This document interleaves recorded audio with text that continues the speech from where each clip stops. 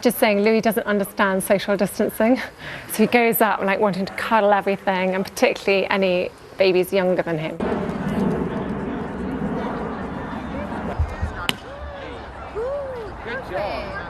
Many people who follow the royal family know Prince Louis as the young and cheerful son of Prince William and Princess Catherine. But recent attention has turned towards some troubling news surrounding him. Reports suggest that King Charles and Prince William have shared a sad update about Prince Louis that has left many royal fans concerned and curious about what is really going on behind palace doors. So, what exactly has been revealed about Prince Louis? And why is the royal family choosing to speak about it now? But do you think this kind of news shows how open the royal family is becoming? Or should such personal matters remain private? Let us know what you think in the comments. And to stay updated with more royal stories like this, make sure you subscribe. Hours before the announcement, it was not the calm kind of silence that belongs to early winter mornings in London, when the city is still half asleep, and everything feels soft and still. This was different. This silence felt heavy. It pressed against the chest in a way that was hard to explain, as if the building itself had stopped breathing for a moment. Inside the private corridors of Buckingham Palace, the usual quiet movement of staff had almost stopped completely. People who normally moved with purpose and routine were now moving slowly, carefully, and without their usual confidence. Doors that would normally open and close with gentle ease were now being held still, as if even their sound needed to be controlled. Footsteps that once followed familiar paths now paused at every corner, as though no one was sure whether to continue forward or turn back. Somewhere deep within the palace, a clock struck the hour. The sound was clear, but it did not fade quickly like it usually did. Instead, it seemed to hang in the air longer than expected, filling the space with a strange weight. Outside the palace walls, London was just beginning its day.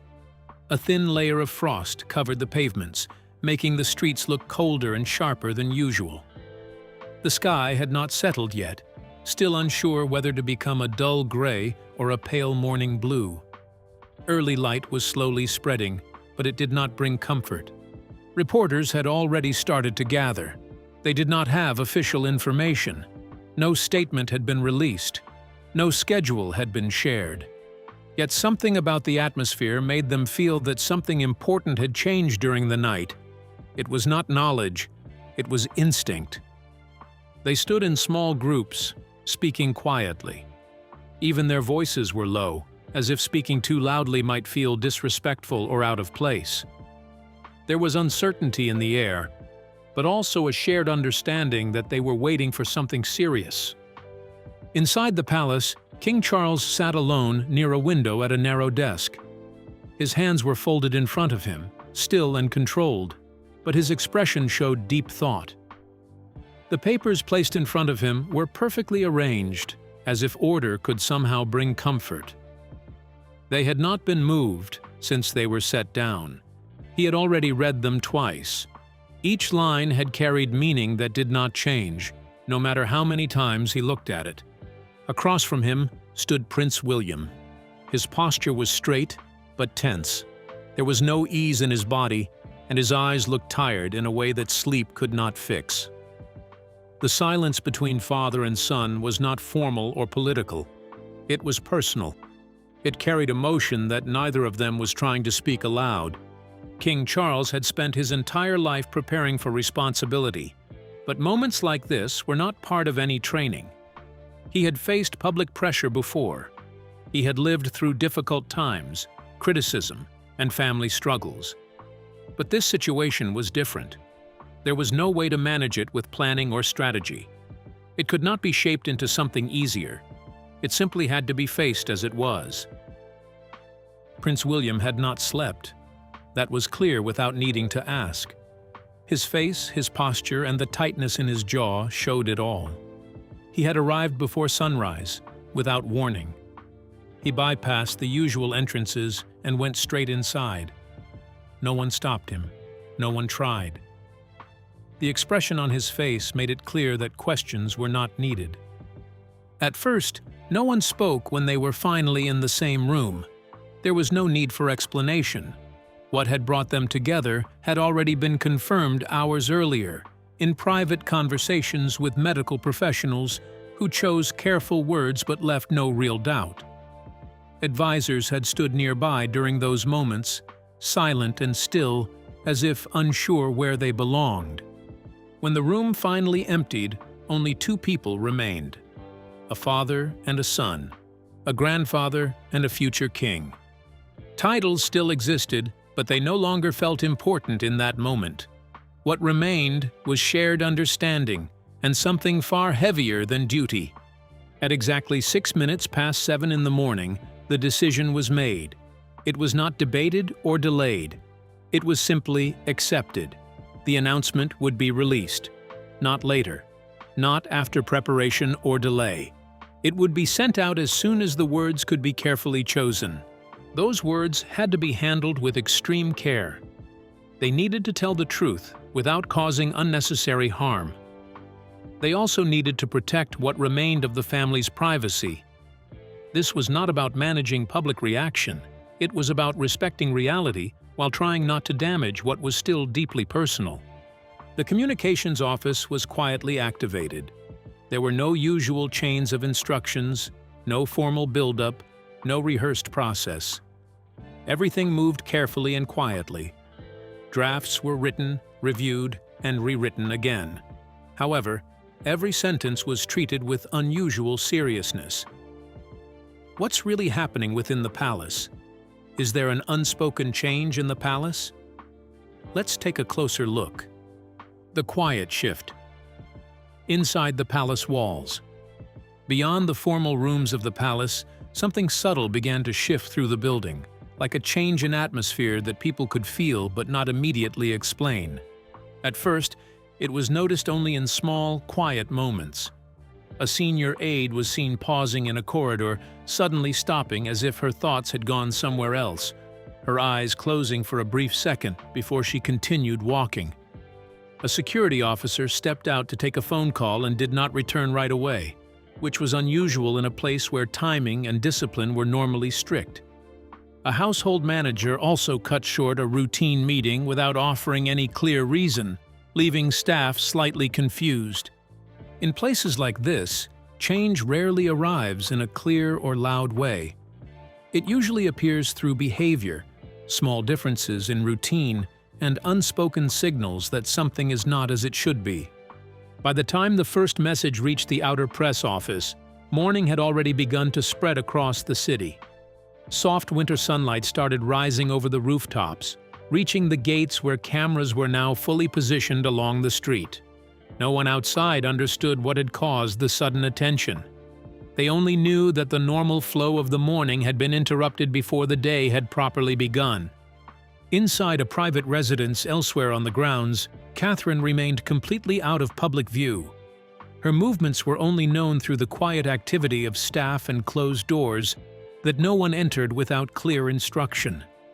The entire household had shifted into a careful, controlled mode, focused more on protection and privacy than on normal routines. William had not seen her since before dawn. It was not due to distance between them, but because certain moments require silence and space before anyone else can step into them. During this time, even close family members were kept apart as matters were handled privately. When the final version of a formal statement was brought to King Charles for approval, he read it in silence. He did not change any of the words. Instead, he held the paper for a few moments longer than expected, as if weighing its meaning fully. Then he gave a single small nod. It was a quiet, final gesture that marked an important decision. Soon, the public would be informed that a serious matter involving Prince Louis had been confirmed. People would later analyze every word, every pause, and every detail of the announcement. They would try to read meaning into tone and timing, searching for answers in what was said and what was left unsaid. But inside that private room, none of that outside reaction mattered. What mattered was that Prince Louis, the youngest child in the family, had become the focus of a situation that required complete privacy and careful handling. When the doors finally opened that morning, it was not formal ceremony that appeared first in the corridor. Instead, it was the weight of concern moving quietly through the building, as staff prepared for what would soon become a matter of public knowledge. Long before that morning reached the outside world, before cameras gathered, and before any official statement was released, small changes had already begun inside the household. At first, they were barely noticeable. A school pickup was quietly reassigned. A daily schedule was shortened without explanation. A few public appearances were removed from the calendar, with neutral wording that did not draw attention. Prince Louis had always been full of energy, often moving quickly from place to place with a lively and unpredictable nature. Unlike his siblings, who were more used to the awareness of public life, he often acted freely and naturally, without thinking too much about it. That is why the earliest changes were so noticeable to those closest to him. He became quieter in a way that was not immediately alarming, but different enough to be remembered later. By the time questions began to form, the pattern had already been in place for a while. Catherine was the first to sense that something was not quite right. Mothers often notice such things before others do. What some people saw as simple tiredness or routine changes, she felt more deeply as something that needed attention. There were mornings when Louis stayed longer at the breakfast table, no longer rushing around as he usually did. There were afternoons when his energy seemed to fade earlier than expected, as if he had already used up his strength too soon. Even moments of laughter seemed shorter, arriving naturally but disappearing quickly. William initially tried to explain these changes in ordinary ways. He told himself that children go through phases, that energy rises and falls, and that growing up is not always steady. But over time, a quiet sense of concern began to remain with him. He started paying closer attention, observing small details, and noticing the growing distance between how Louis used to be and how he seemed now. In that quiet space between reassurance and worry, certainty slowly weakened. What steps did the monarchy take to safeguard the family? Did they carry out regular medical check? Let's find out. Family dynamics and protection. A private consultation was eventually arranged without public attention. There was no announcement, no official transport, and no visible sign to the outside world. A vehicle left through a side entrance before sunrise and returned quietly before most of the household had fully begun the day. Afterward, any reference to it was kept deliberately general and without detail. Routine medical checks and careful precautionary visits were carried out. Reassurance was given even in situations where no one had actually requested it. But when reassurance comes without being asked for, it often shows the very worry it is trying to hide. As the weeks went on, the feeling inside the family slowly changed. George noticed it first, before anyone else realized he had. Children often notice things early. He began asking questions, but no one gave him direct answers. He watched his parents more closely than before. Charlotte also began to behave in a softer, more careful way that did not fully match her age. The household quietly adjusted to something it did not openly name. This was not denial, it was a form of protection. Words can sometimes make fears feel more real, and in some families, there is a delay before they are ready to speak about difficult things. Outside the palace, everything still looked normal. Catherine stayed away from public events, with explanations that people had already grown used to without questioning them. William continued his duties and kept up appearances with discipline, although those closest to him could notice the pressure behind it. The institution kept working as it always had, focused on controlling situations, maintaining order, and moving forward. It was skilled at doing this. What it struggled with was allowing vulnerability to be seen without turning it into public attention. The second medical consultation did not take place in secrecy, but it was carried out quietly, with little public awareness. It was not hidden in a dramatic way. It simply unfolded in a way where attention no longer mattered. Specialists were brought in through carefully managed routes known only to senior staff. The discussions lasted longer each time, and the way people spoke afterward became more careful. There was a word that many people thought about, but no one said aloud, not because of superstition, but because the situation still felt too delicate to define clearly. Over time, the mood inside the residence changed from uncertainty to preparation. Rooms were adjusted, daily plans became lighter, security measures increased, but not in a way that drew attention from outside. The focus was on keeping things private and stable. When a child becomes the center of every important decision, changes do not happen loudly. They happen quietly, with everyone adjusting without formal announcement. William canceled 2 scheduled events without explaining why. One close advisor eventually broke the usual boundaries and asked him directly if something was wrong. William paused before answering. When he spoke, he did not give details. He simply said, "Not yet." That was enough to stop further questions, but it also left the advisor carrying a sense of uncertainty they could not fully understand. By the 3rd medical consultation, the family no longer treated it as routine. The doctor spoke clearly and directly.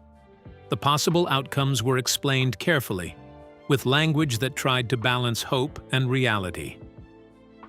William listened without interrupting. Catherine stayed in the room throughout. The full discussion was never shared beyond them, and the child at the center of it all. After that moment, life did not return to how it was before. The household continued to function because that is what both families and institutions are expected to do. But everything felt different underneath. To the public, nothing seemed to change. The palace still looked steady and traditional. But behind closed doors, small signs told a different story. Catherine often paused outside closed doors longer than usual. William sometimes stayed seated after meetings ended, even when everyone else had left. Within the royal circle, the most sensitive concern had become centered on the youngest child. What meeting was held, and what was discussed? Let's find out. Private royal meeting. The room chosen for the meeting was not one of the large, formal staterooms. There were no royal portraits hanging on the walls, no gold frames, and no long tables set for ceremonies or official speeches. Instead, it was a smaller and more private room, the kind designed for serious conversations that are not meant to be heard beyond the people inside it. The curtains were drawn, not to hide anything, but to block out the cold winter light and keep everything inside undisturbed. In that space, titles and ranks felt less important. There were no public roles here, only human beings facing something serious and unavoidable. King Charles arrived first. He was already seated when the others came in. His hands rested gently in his lap. He was not looking at the door, but at a quiet, shadowed part of the wall, as if lost in thought. Over the past days, he had already been given updates bit by bit. The information had come in careful, controlled language, always cautious, always uncertain. Words like possible, likely, and under review had been used to soften the weight of what was coming. But this morning was different. This meeting was meant to remove all doubt and leave only the full truth. Prince William entered without anyone with him. No advisors followed. No assistant closed the door after him. He did it himself, slowly and carefully, as if trying to keep control over a moment that already felt heavy. He took a seat close to the doctors, not sitting apart from them or across from them, but near them, as if he needed to be as close as possible to what he was about to hear. His face was calm, but tight with concern. Catherine was not there. She had not been pushed away or excluded. She had already been told enough in advance to understand that this meeting would carry information that would affect the entire family in a deep and lasting way. The lead physician spoke first. His tone was steady and controlled. It was not harsh, and it was not emotional. It was the kind of calm voice used by people who have had to deliver difficult news many times before. He did not begin with comfort. He did not begin with soft words. He began with the facts. The test results had confirmed what had only been suspected before. There was no longer any uncertainty. The condition was real. It was not temporary. It would continue to develop over time. King Charles closed his eyes for a brief moment. It was not a collapse or a dramatic reaction. It was a quiet pause, just long enough to take in what had been said. When he opened them again, his expression had changed. There was no formality left in it, only the quiet weight of someone who understood exactly what the news meant. The physician continued speaking. He explained the available options. Each one was described carefully, measured in short periods of time rather than long futures. The language stayed professional and precise, but the meaning underneath it was clear. Life from this point forward would no longer be shaped by long-term plans, but by managing what came next. Prince William remained silent at first. He did not interrupt. His hands stayed on his knees, steady but tense. His breathing, however, had changed. It had become slower and more controlled, as if he was trying to keep himself steady while absorbing everything being said. When he finally spoke, his voice was not formal. It was not the voice of a royal title. It was the voice of a father. He asked how much time there might be. No one answered immediately. The silence in the room grew heavier, not from hesitation, but from the difficulty of turning such a truth into words that could be spoken out loud. When the answer came, it was not a single number. It was not exact. It was given in ranges, in estimates, in careful uncertainty. It was enough information to remove hope built on illusion, but still left space for time that could not be fully predicted. King Charles then asked only one question. He did not ask about treatments or outcomes. He asked if his grandson was in pain. The physician answered carefully. Not at this moment. Not in the way people usually imagine pain.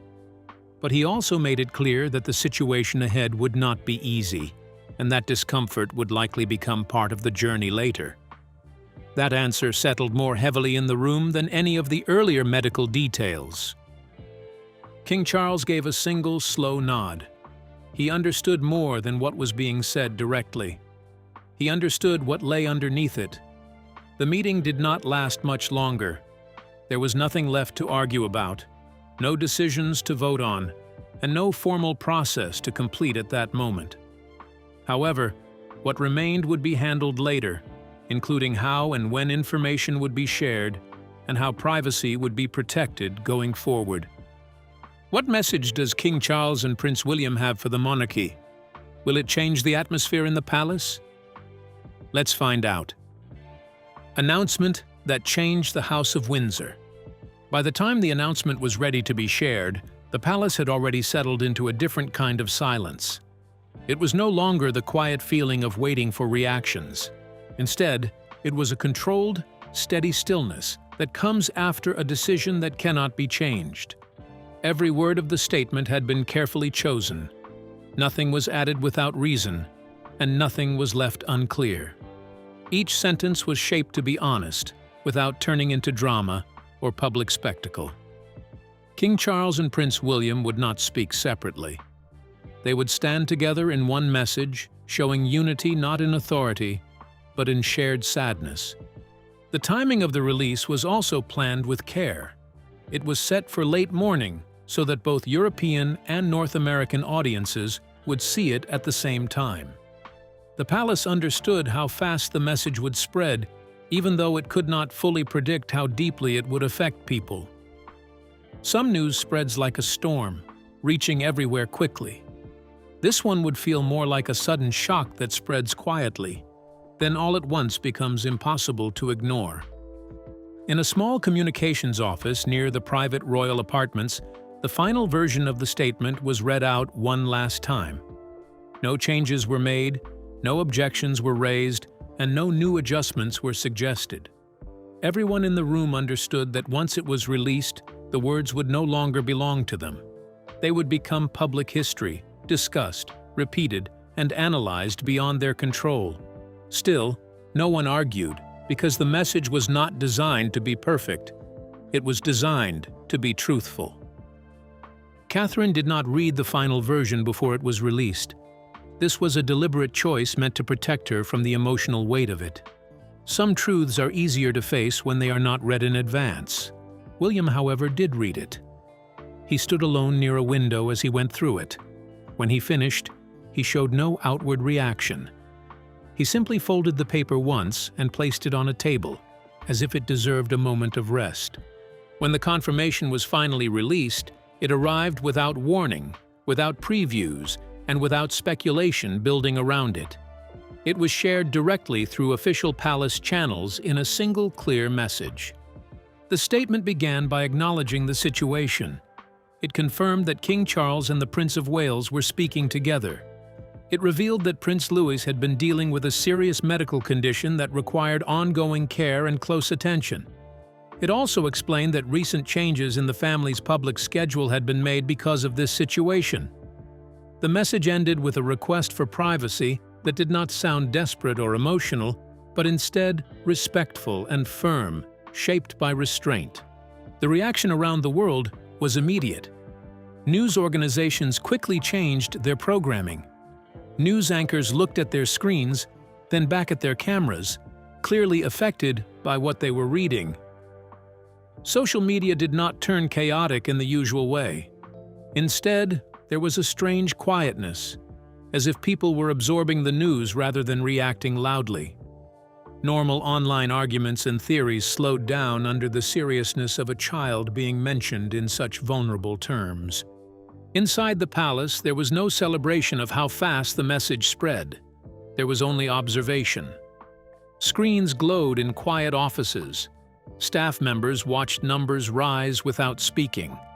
Some exchanged brief, silent looks that showed understanding rather than planning. King Charles and Prince William did not appear in public that day.